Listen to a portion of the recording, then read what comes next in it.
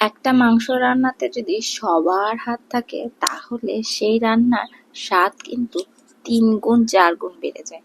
যেমন কোরবানি ঈদে কেউ মাংস পরিষ্কার করে দিচ্ছে, কেউ মশলা দিয়ে দিচ্ছে, কেউ মশলা মাখাচ্ছে, কেউ রান্নাতে নাড়া দিচ্ছে, কেউ এটা ওটা করছে মাংস।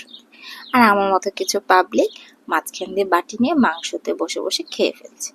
আসসালামু আলাইকুম, সবার কি অবস্থা? আমি আলহামদুলিল্লাহ অনেক ভালো আছি আল্লাহর অশেষ রহমতে এবং আপনাদের দোয়াতে। ঈদ মোবারক, ঈদ মোবারক, ঈদ মোবারক। ভিডিওর শুরুতে সবাইকে জানাই ঈদ মোবারক। বাসি ঈদ মোবারক হলো ঈদের আনন্দ কিন্তু এখনো অনেকের মাঝে আছে। আপনাদের ঈদ কেমন কাটলো? কোথায় ঈদ উদযাপন করেছেন? পরিবারের সঙ্গে সময় কেমন কেটেছে? কোরবানি, আড্ডা আর খাওয়া দাওয়া সব মিলিয়ে ঈদের দিনগুলো কেমন উপভোগ করেছেন? অবশ্যই কিন্তু কমেন্টে আমাকে জানাবেন। ঈদের 2 দিন আগে থেকে এই ভিডিওটা শুরু করছি। ঈদের দিনের জন্য কি কি প্রস্তুতি নিয়েছি, কি কি করছি সব মিলিয়ে আজকের ভিডিওটা। আলহামদুলিল্লাহ ঈদের 2 দিন আগে আমাদের কুরবানি গরু কেনা হয়ে গিয়েছিল। এরপর শুরু হলো ঈদের দিনের ছোটখাটো প্রস্তুতি। গরম মশলা তৈরি করা আর কিছু চিকেন কাবাব বানিয়ে ফ্রিজে রেখে দিলাম। ভাবলাম কোরবানির মাংসের সঙ্গে একটু ভিন্ন কিছু থাকলে খেতে ভালো লাগবে। যদিও সত্যি কথা বলতে কোরবানি ঈদে গরু আর ছাগলের মাংস ছাড়া অন্য কোনো কিছুই তেমন ভালোই লাগে না। ঈদের দিনের আসল আকর্ষণই তো কোরবানির মাংস। কোরবানিদের যে মাংসটার যে স্বাদ থাকে অন্য কোনো কিছু দিলে সেই স্বাদ পাওয়া যায় না, সে তৃপ্তি পাওয়া যায় না খাবারে।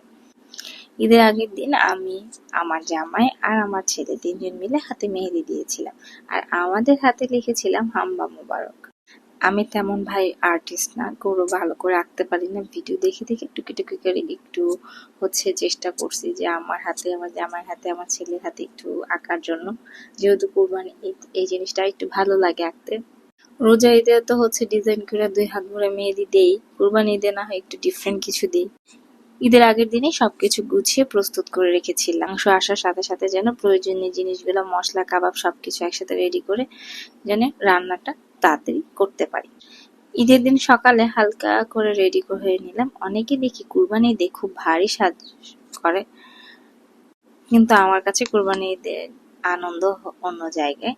একটা সিম্পল ড্রেস, কুরবানির পরিবেশ, মাংস কাটাকাটি, মশলা মাখানো, রান্না প্রস্তুতি, এসবের মধ্যেই কুরবানি ঈদের আসল মজা লুকিয়ে থাকে। আর এবারে ঈদের সবচেয়ে সুন্দর মুহূর্ত ছিল আমার ছেলেকে নিয়ে। মাশাআল্লাহ, এই প্রথম সে তার বাবা, চাচা, বড় ভাইয়ের সাথে ঈদের নামাজে গিয়েছিল। একজন মা হিসেবে এই মুহূর্তটা আমার জন্য অনেক আবেগের ছিল। আপনারা সবাই তার জন্য দোয়া করবেন আর অবশ্যই মাশাআল্লাহ বলতে ভুলবেন না। নামাজ শেষে আমরা সবাই মিলে কোরবানির স্থানে চলে গেলাম। এরপর শুরু হলো কোরবানির ব্যস্ততা, আনন্দ আর পরিবারের সঙ্গে সময় কাটানোর মুহূর্তগুলো। আমি সব সময় বলি, আমি নিজেকে অনেক ভাগ্যবান মনে করি, কারণ প্রতি ঈদেই আমি আমার মা, বাবা, বোন এবং পরিবারের সবার সঙ্গে দেখা করতে পারি, তাদের সঙ্গে ঈদের আনন্দ ভাগাভাগি করতে পারি। এই নিয়ামতের জন্য আমি আল্লাহর কাছে অনেক অনেক বেশি শুকরিয়া। এরপর শুরু হলো কোরবানির সবচেয়ে গুরুত্বপূর্ণ মুহূর্ত, গরু কোরবানির দেওয়ার প্রস্তুতি। সত্যি বলতে এই সময়টা আমার জন্য অনেক আবেগের। যখন দেখি গরুটার চোখে দিয়ে পানি পড়ছে তখন আমার খুব কষ্ট লাগে, তবুও আল্লাহর সন্তুষ্টির জন্য কোরবানি সম্পন্ন করা হয় আর সেই ভাবনাটাই মনকে শক্ত করে।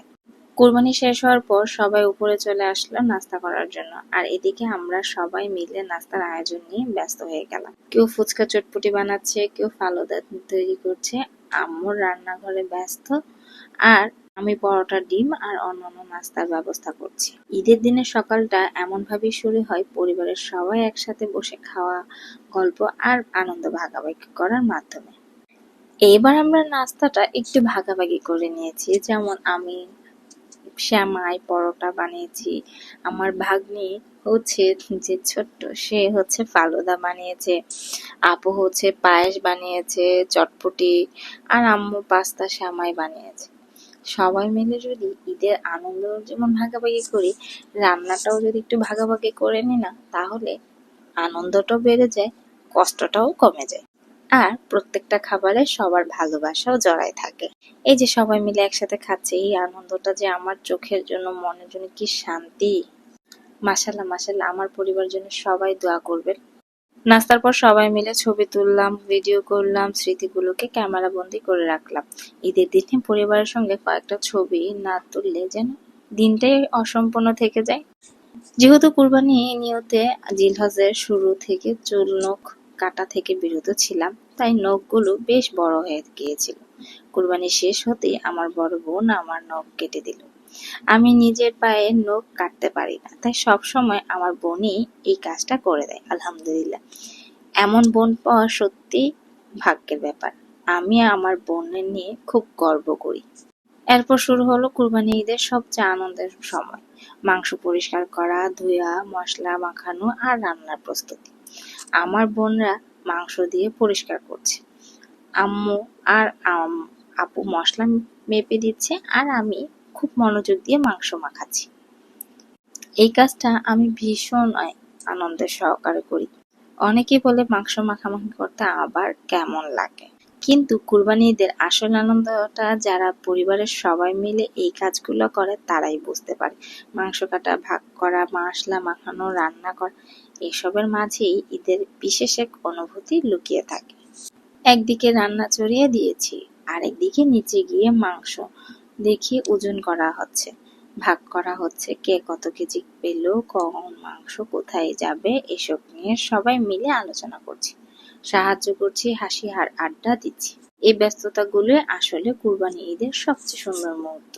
আর যখন প্রথম পাতিল কোরবানির মাংস রান্না হয়ে গেল, তখনই সেই ঘ্রাণে পুরো বাড়ি ভরে গেল। সত্যি বলতে কুরবানি ঈদের প্রথম রান্না করা গরুর মাংসের স্বাদ অন্য যে কোনো দিনের রান্নার চেয়ে আলাদা। মনে হয় এর মধ্যে আল্লাহ তাআলার বিশেষ এক বরকত রয়েছে। সেই স্বাদ, সেই অনুভূতি ভাষায় প্রকাশ করা খুব কঠিন। আমি সবসময় প্রথম রান্নাটা একটু বেশি করে করি, কারণ এই রান্নার স্বাদ আমি অনেক দিন মনে রাখতে চাই। তাই কিছু অংশ আলাদা করে ফ্রিজে রেখে দিই পরে খাওয়ার জন্য। এরপর একে একে সবাই এসে বসে খাওয়া দাওয়া শুরু করলো। পুরুষরা খাওয়া শেষ করে আমরা বসে যাই। সারাদিনের ক্লান্তির পর সবাই মিলে একসাথে বসে কুরবানির গোশত খাওয়ার যে আনন্দ, সেটা সত্যি অন্যরকম। কুরবানি ঈদের আসল সৌন্দর্য কুরবানিতে নয়, বরং পরিবারের সবাইকে একসাথে পাওয়া, একসাথে কাজ করা, একসাথে খাওয়ার, একসাথে হাসি আনন্দ ভাগাভাগি করার মধ্যেই। আলহামদুলিল্লাহ, এই ছোট ছোট মুহূর্তগুলি আমার কাছে ঈদের সবচেয়ে বড় আনন্দ। সারাদিন এত ব্যস্ততার মধ্যে আমি কোনো ডেজার্টই খেতে পাইনি, তাই আমার ছোট্ট মেয়েটা সে আমাকে খুব মজা করে একটি স্পেশাল ভাবে ডেজার্ট বানিয়ে দিয়েছে, ফালুদা। মাঝে মাঝে চিন্তা করি আমার সেই ছোট্ট মেয়েটাও আস্তে আস্তে কত কিছু রান্না করতে পারে, এখন টুকিটাকি আমাকে কত কিছু বানিয়ে খাওয়ায়। আমার খাওয়া দেখে আমার ছেলেও হাজির হয়ে গেছে। সে আমাকে কোনো কিছু একা খেতে দিবে না, সে নিজেও সাথে খাবে। শুধু কি ছেলে, ছেলের বাপও বলতেছে যে তোমাকে কি স্পেশাল ভাবে বানিয়ে দিয়েছে সেটা দাও আমাকে, আমি একটু ট্রাই করে দেখি। সে সেটা খেয়ে বলে না, আমার বাটির ফালুদাই মজা, তোমারটা তো মজা না।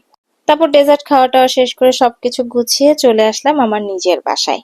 আলহামদুলিল্লাহ, আমি নিজেই মাংস মেখে রান্না করলাম। 3টা সসপ্যান আমি রান্না করলাম। শুধু আমি একা রান্না করি নাই, আমার বড় জাও অনেক হেল্প করেছে। সে যদি আমাকে হেল্প না করতো তাহলে আমি একা এত কিছু রান্না করতে পারতাম না। একটা সসপ্যানে একদম শুধু মাংস বসাইছি যেন ঝোড়া মাংস করতে পারে অনেকটুকু, আর একটা সসপ্যানে মিক্স করে বসাইছে যেটা বাসার সবাই একসাথে খাবো, এবং ওটা একটু মাংস তুলে রাখবো। আর আরেকটা আমাদের বাসার সবার সবচেয়ে পছন্দ আলু, তাই আমি আলু দিয়ে আর সরিষার তেল আর ছোট রসুন দিয়ে রান্না করলাম। রান্না শেষ হওয়ার সঙ্গে সঙ্গেই আমি এক বাটি মাংস নিয়ে বসে গেলাম। এটা আমার ছোটবেলায় একটা অভ্যাস। ছোটবেলায় আব্বুর সঙ্গে মাংস রান্না হলে আমরা এক বাটিতে করে গরম গরম মাংস খেতাম, আব্বু খেতে, আমাকে খাওয়াতেন। সেই স্মৃতি এখনো আমার কাছে খুব প্রিয়, এবং আমি সেটা করার চেষ্টা করি। তারপরে এই তো সবাইকে খাবার খেতে দিয়ে দিলাম। আগে আমি খাইলাম ভাই, তারপর সবাইকে খেতে দিলাম। এখানে কলিজাও রান্না করছি, মাংস আর সরিষার তেলের মাংসর তরকারিটা। আলহামদুলিল্লাহ, এভাবেই কেটে গেল আমার এবারের কোরবানি ঈদ। আপনাদের কেমন কাটলো অবশ্যই কমেন্টে জানাবেন, আর আমার কোরবানি ঈদের ব্লগ কেমন লেগেছে তা জানাতে কিন্তু একদমই ভুলবেন না। আল্লাহ হাফেজ।